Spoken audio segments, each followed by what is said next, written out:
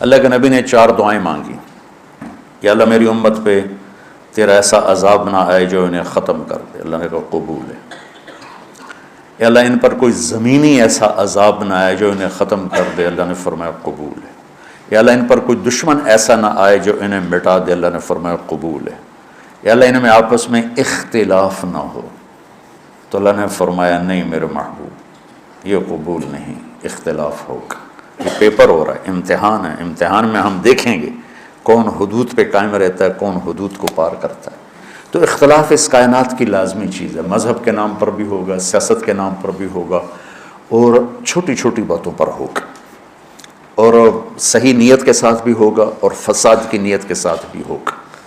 تو جب میرا اللہ کہہ رہا ہے اختلاف ہوگا، پھر کہہ رہا ولا تفرقوا، دیکھو تم اختلاف کرو لیکن فرقہ واریت کا شکار نہ ہو. مسلمان بن کے چلو، اللہ کے واسطے فرقہ واریت کی لعنت سے نکلو نکلو نکلو. یہ ختم نہیں ہو سکتے. ہاں ہم جڑ کے چلیں، اپنے اپنے مسالک پر چلتے ہوئے ایک دوسرے کو عزت دیں، احترام دیں. امت پہلے ٹوٹی پڑی ہے. دین کا کام کرنا ہے تو وہ کرنا جو تبلیغ والے کر رہے ہیں کہ سب کو جوڑ رہے ہیں، سب کو محبت کا پیغام دے رہے ہیں. اگر منفی کام کرنا ہے تو گھر بیٹھ جانا یا ہم سے تعلق توڑ دینا، ہماری نسبت ہمیں واپس کر دینا، پھر جو تمہاری جی میں آئے کرتے رہنا. بھائیو میرے عزیزو، اگر آپ اپنے آپ کو اہل حق سمجھتے ہو تو پھر آپ کی مثال ایک طبیب کی ہے، اور جو غلط راستوں پر ہے اس کی مثال ایک مریض کی ہے. اگر ڈاکٹر مریض سے نفرت کرے گا علاج ہو سکے. یہ سن 2000 میں ہم تھے عمرے پر نا، نئی صدی شروع ہو رہی تھی، تو میں سارے بچوں کو لے کے گیا. حرم اور رمضان کا ہی مہینہ تھا، رمضان میں ہی تبدیل ہو رہا تھا 100 سالہ.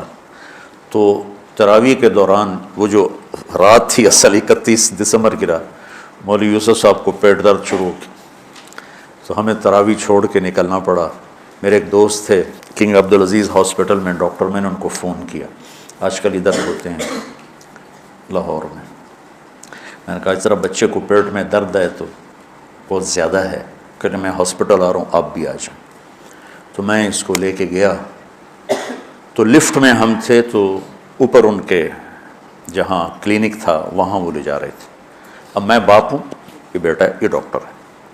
تو اس کو آئی الٹی، تو میں ایک دم پیچھے ہٹ گیا، اور جو ڈاکٹر تھا اس نے اپنے دونوں ہاتھ آگے کر دیا، ساری الٹی کو ہاتھوں میں لے لی.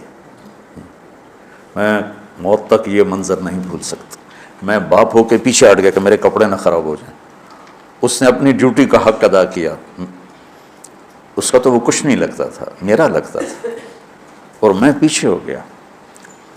وہ اس کا مریض لگتا تھا، تو اس نے طبیب ہونے کا حق ادا کیا. اس نے دونوں ہاتھوں میں پوری الٹی کو یوں لے لیا، اور لفٹ کھلنے کے بعد جا کر اس نے اس کو بیسن میں ڈالا. اسے طبیب کہتے ہیں. تم کیسے بے وقوف طبیب ہو کہ مریضوں سے نفرت کرتے؟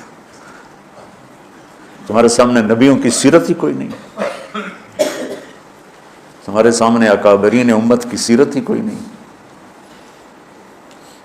کہ میرے نبی سے بڑھ کر کسی کا مقام ہو سکتا ہے کہ قاب قوسین او ادنی. اور پھر وہ پتھر کھا کے کہہ رہے ہیں نہیں نہیں میں بد دعا نہیں کروں گا، ان میں کوئی آئے گا ہی نہ. اگر آپ تبلیغ والوں نے تھوڑی سی محبت دکھائی اور کیسے کیسے لوگ ہدایت پہ آ گئے. تو لمبے میں جو میرا اصلی ہوم ٹاؤن ہے، 200 سال سے طوائفوں کا محلہ چل رہا ہے. آج وہ سارا محلہ توبہ کر کے بیٹھا ہوا ہے. صرف 10 سال کی محنت. میں نے ان کو جا کے بیٹی بنایا. میں کہ تم سب میری بیٹیاں ہو. اسی ایک لفظ نے ان کے آنسوں کیا ہچکیاں بجا دی کہ مولانا صاحب ساڑھوں تو ساڑھے پیو نہیں آتے، تو ساڑھی بیٹی ہیں، تو تسی مولانا ہو کے آخر ہو، تسی میری بیٹیاں ہو. اس عزت نے ان سے توبہ کرواتی. میں نے ان کے وظیفے مقرر کیے. ایسے وظیفے نہیں ہیں کہ وہ بیچاری آسانی سے کھا سکے کہ بیٹیوں تم گھر بیٹھ جاؤ اور دال روٹی کھا سکتے ہو، اس سے زیادہ بھی میری بھی اوقات نہیں ہے. تو اللہ کرے اللہ تمہارے گھر آباد. 2 لفظ محبت بھرے، پوری زندگی ان کی تبدیل ہوگی. طوائف کہنا کون سا مشکل کام ہے، کنجری کہنا کون سا مشکل کام. تم جانتے ہو کہ طوائف کو طوائف بنانے والے یہ کم بخت مالدار لوگ جو غریب کی بیٹیوں کو کی بولی لگاتے ہیں. ان کے سر پہ عزت کی چادر ڈالتے، ان کی شادیاں کرواتے، ان کے گھر آباد کرواتے، بجائے سے ان کی عزتوں سے کھیلا۔ اگر تم کبھی طوائفوں کی کہانیاں سنو تو ہمارے کلیجے پھٹ جائیں۔ ممبر پہ بیٹھ کے بیان کرنا تو بڑا آسان کام، نشہ پلا کے گرانا تو سب کو آتا ہے، مزہ تو تب ہے کہ گرتے کو تھام لے ساکے۔ میں جب طوائفوں کے بازار گیا تو مجھے پتہ چلا کہ کتنا مظلوم طبقہ ہے یہ۔ غریب کی بیٹی پیٹ کی آگ بجھانے کے لیے جسم بیچتی ہے اور اس کے ماتھے پہ طوائف کا داغ لگتا ہے، اور اس بدبخت ذمہ دار پر چودھری کا ویسے ہی تاج سجا رہتا ہے جس نے راتوں کو جا کر اس کی عزت کے سودے کیے، اس کی شادی بھی کروا سکتا تھا۔ وہاں کی طوائفیں بڑے بڑے ذمہ داروں کی بیٹیاں، میں وہیں پیدا ہوا، وہیں پروان چڑھا۔ تو اگر میں بھی ان سے نفرت کرتا، اگر ان 300 میں 100 ہی پکی ہو گئیں، ایک بھی ہو گئی، تو میری ساری 50 سال کی تبلیغ ایک طرف اور ایک طوائف کا توبہ کر لینا ایک طرف۔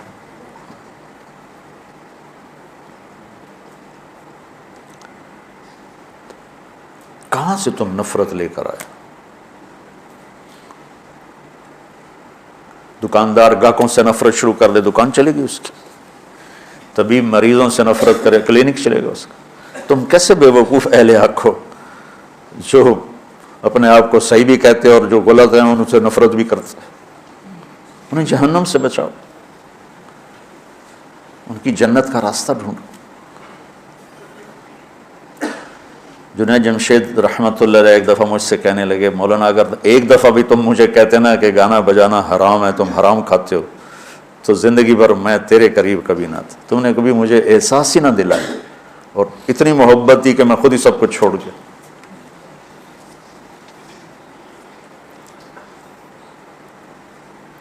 وَاعْتَصِمُوا بِحَبْلِ اللَّهِ جَمِيعًا۔ اس امت میں اختلاف رہے گا، سیاسی بھی، مذہبی، قومی بھی، لسانی بھی، پیشہ ورانہ بھی۔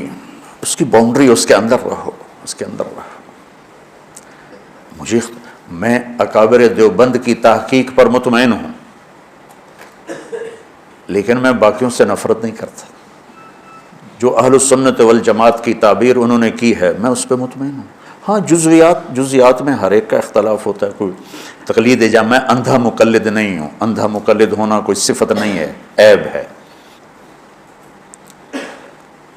لیکن میں ان کی تعبیرات اور تشریحات